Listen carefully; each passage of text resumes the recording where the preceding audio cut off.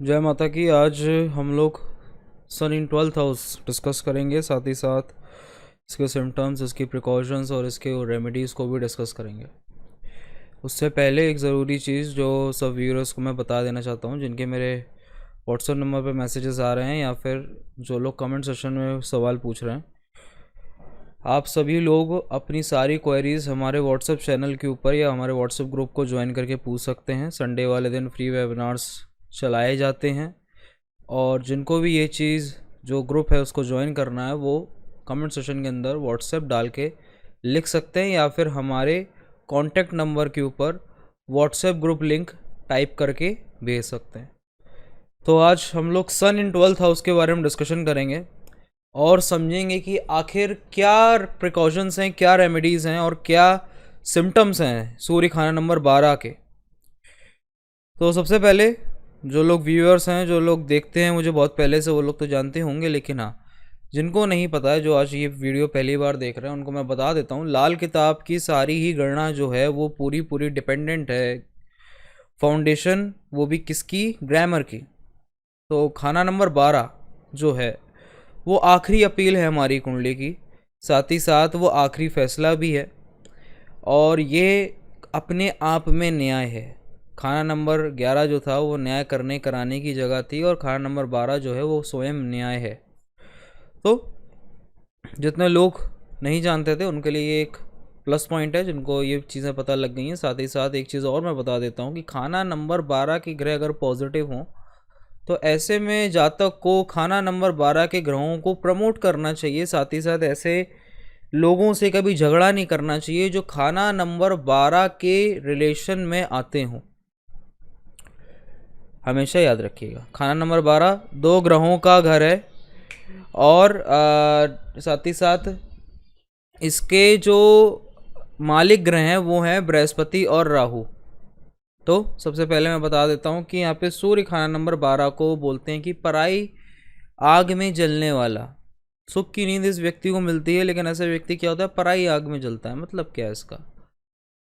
सबसे पहली चीज़ सूर्य खाना नंबर 12 वाले के लिए जो इनके करेक्टर की एक खासियत है कि ऐसे लोग जो होते हैं सबकी मदद करने के लिए बहुत आतुर होते हैं, क्योंकि सूर्य का मित्र ग्रह जो कि चंद्रमा है और बृहस्पति है, उनका घर जो है वो खाना नंबर 12 है। और जब भी सूर्य बृहस्पति के साथ मिलता है तो वो क्या बनाता है, चंद्रमा।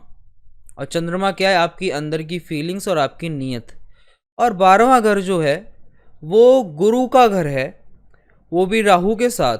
और साथ ही साथ इसको हम साधु समाधि भी कहते हैं। साधु का पहला जो कर्तव्य है वो क्या है, उसके आसपास के जितने लोग हैं वो दुख दिक्कतों से दूर रहें और साथ ही साथ उनको अगर यदि कोई दिक्कत होती है तो वो खुद फ्रंट फुट पे आके उनकी मदद करें। तो यहाँ पे जब सूर्य, जब राजा आ जाता है तो वो खुद साधु स्वभाव हो जाता है।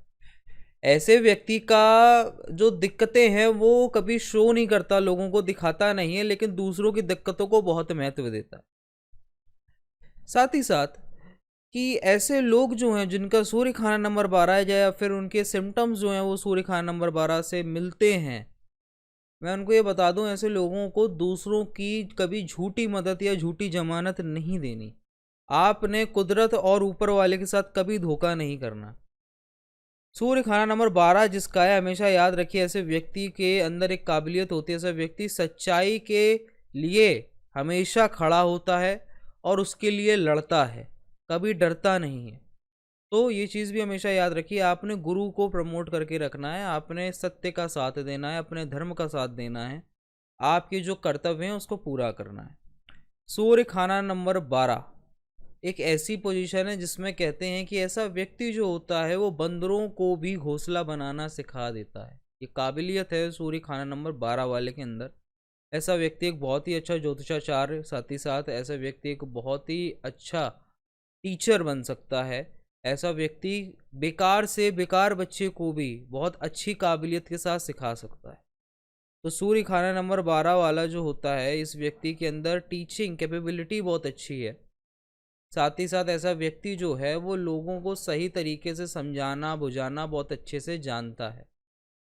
सूर्य खाना नंबर 12 जिस व्यक्ति का है, ऐसा व्यक्ति हमेशा याद रखे, इसको अन्न का दान, भूखे लोगों का पेट भरना हमेशा शुरू रखना चाहिए। साथ ही साथ ऐसा व्यक्ति जो है वो सूर्य की जो है क्वांटिटी को या फिर अपने आसपास की सूर्य की एक्टिवनेस को बढ़ा के रखे। सुबह जल्दी उठे, एक्टिव रहे।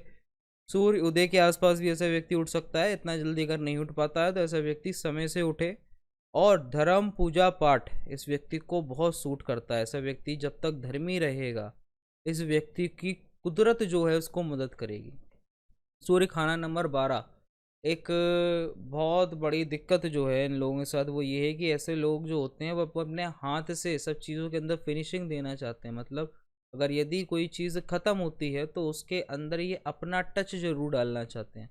लेकिन मैं उनको ये बता दूं, कभी भी ऐसे व्यक्ति को अपने हाथों से ज़्यादा कर्म नहीं करना, मतलब शनि को ज़्यादा प्रमोट नहीं करना। ऐसा व्यक्ति जो है वो किसी को ऑर्डर दे के काम कराए या फिर अपनी जगह का मालिक बन के काम करे या फिर किसी प्रकार के किसी धंधे को चालू करे तो उस व्यक्ति को ज़्यादा सपोर्ट मिलेगा और ऐसा व्यक्ति ज़्यादा तरक्की कर सकता है। सूर्य खाना नंबर 12 में हो और यदि चंद्रमा मंदा हो तो ऐसे व्यक्ति को अपने जन्म स्थान को छोड़ के दूसरी जगह पे जाके काम करना चाहिए और अपने काम को बढ़ाना चाहिए। अब कुछ प्रिकॉशंस जो हैं वो हम लोग डिस्कशन कर लेते हैं, लेकिन उससे पहले मैं देख रहा हूँ कि काफ़ी सारे एस्ट्रोलॉजर्स हैं जो कि यूट्यूब पे वीडियो डालते हैं कि किसी भी व्यक्ति को किसी भी एस्ट्रोलॉजर की बताई हुई कोई रेमेडी नहीं करनी चाहिए। तो उनके लिए कुछ शब्द जो लाल किताब के अंदर से ही हैं, शायद उन्होंने लाल किताब को सही तरीके से पढ़ा नहीं है या फिर काफ़ी बार इंसान है गलती हो जाती है।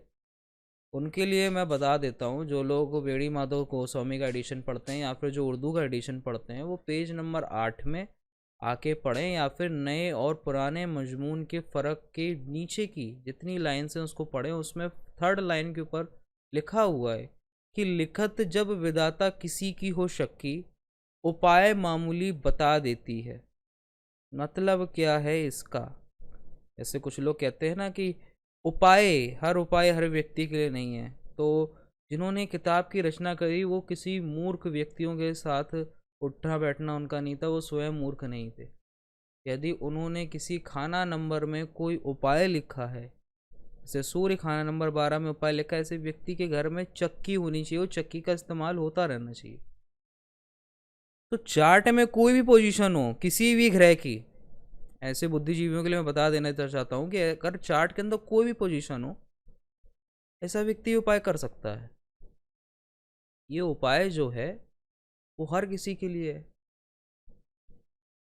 उपाय में तो पूजा पाठ भी लिखा है कि सूर्य में अगर खराबी आ जाए तो ऐसे व्यक्ति को विष्णु जी की आराधना करनी चाहिए। चंद्रमा में खराबी आ जाए तो शिव जी की आराधना करनी चाहिए। क्या ये भी गलत है? क्या कुंडली के हिसाब से आप इसको भी चेंज कर सकते हो? मैं जहाँ पे रहता हूँ मैं या फिर मैंने जहाँ पे अपनी इस लाल किताब की विद्या को सीखी, ये यूपी है, उत्तर प्रदेश। यहाँ पे 95% लोगों के पास ना डेट ऑफ बर्थ है ना टाइम ऑफ बर्थ है। तो क्या इनके लिए उपाय बनाए नहीं जा सकते? लाल किताब कहती है कि फकट रेखा, फोटो, मकान, कुंडली को देख के आप इंसान की जिंदगी के बारे में पता लगा सकते हैं। किसी भी व्यक्ति को देखकर या उसकी दिक्कत को मात्र सुन के उस दिक्कत का उपाय बताया जा सकता है। ये चीज़ याद रखिए। और लाल किताब पूरी तरह से दुरुस्ती पे निर्भर रहती है। अगर कोई व्यक्ति आपसे बिना दुरुस्ती करे आपको सिर्फ प्रेडिक्शन देता चला जा रहा है तो आप समझ लीजिएगा उसको लाल किताब नहीं आती। दुरुस्ती करना बहुत आवश्यक है लाल किताब के अंदर। मकान कुंडली से, हस्तरेखा से, साथ ही साथ कैसे लोग जिनके साथ भगवान कुछ ना इंसाफ़ी कर देता है, उनके पास हाथ नहीं होते तो शायद आप उनकी कुंडली नहीं देख पाएंगे। अगर उनके पास डेट ऑफ बर्थ नहीं है, उनके पास हस्तरेखा नहीं है, तो आप कहेंगे ज्योतिष आपके लिए बनी नहीं क्या? ऐसा नहीं है, ज्योतिष सबके लिए बनी है। दिक्कत को सुन के, दिक्कत को समझ के एक समझदार एस्ट्रोलॉजर उपाय लिख सकता है। जब डॉक्टरों के पास इतनी बड़ी मशीनरी नहीं थी जिससे रिपोर्ट्स जनरेट करी जाए, तब क्या करता था डॉक्टर? सिम्टम्स ही तो देखता था। वो सिम्टम्स देख के उसका दवाई देता था। अगर कोई व्यक्ति डेथ बेड पे लेटा हुआ है तो आप क्या उसकी पूरी दुरुस्ती करने के लिए बैठेंगे कुंडली की? आप दिक्कत को देख के समझ के उसका उपाय दीजिए। पेज नंबर 8 में ये सब चीज़ें लिखी हैं, जरा इसको पढ़िए और समझिए जरा। और लाल किताब में रूपचंद जी ने रेमेडीज़ बहुत सारी लिखी हैं, तो इसका मतलब ये नहीं कि हर आदमी उस रेमेडी को कर ही नहीं सकता। उसके लिए ऐसे लोग अपने अपॉइंटमेंट्स को बेचने पे ज़्यादा ध्यान ना लगाएं। कृपया करके लोगों की मदद करें, क्योंकि किताब में लिखा हुआ है कि ऐसे व्यक्ति को, जो व्यक्ति भला करेगा दुनिया का, उसी का भला होगा। तो हर व्यक्ति किसी की एस्ट्रोलॉजर की फ़ीस अफोर्ड नहीं कर सकता। इसीलिए हम लोगों ने संडे वाले दिन फ्री में लोगों की क्वेरीज़ और दिक्कतें और क्लासेस को अरेंज कराया गया, ताकि हर लोग जो हैं वो विद्या को सीख सकें और अपनी दिक्कतों को सॉल्व कर सकें। तो उनके लिए मैं यहाँ पे रेमेडीज़ बताता हूँ और उपाय बताता हूँ। यदि आप ये उपाय करते हैं तो ये लाल किताब के ज़रूरी और महत्वपूर्ण उपाय हैं जो कि हर व्यक्ति कर सकता है। जैसे प्रिकॉशंस हैं जो हर व्यक्ति को फॉलो करनी चाहिए, ऐसे जर्नल रेमेडीज़ होती हैं जो हर व्यक्ति अपने कुंडली के हिसाब से कर सकता है, सिर्फ ग्रहों की दशा और दिशा देख के। तो खाना नंबर 12 में यदि सूर्य हो तो ऐसे व्यक्ति को समय से उठना चाहिए, समय से जगना चाहिए, पंचुअल रहना चाहिए चीज़ों के लिए। सूर्य खाना नंबर 12 में हो तो ऐसे व्यक्ति को अपने बृहस्पति को प्रमोट करना चाहिए। बृहस्पति क्या है? आपकी विद्या है। विद्या को प्रमोट करोगे तो आपको सही गलत के बीच का फर्क पता लगेगा। अध्यात्म को प्रमोट करोगे तो सही गलत के बीच का फर्क पता लगेगा।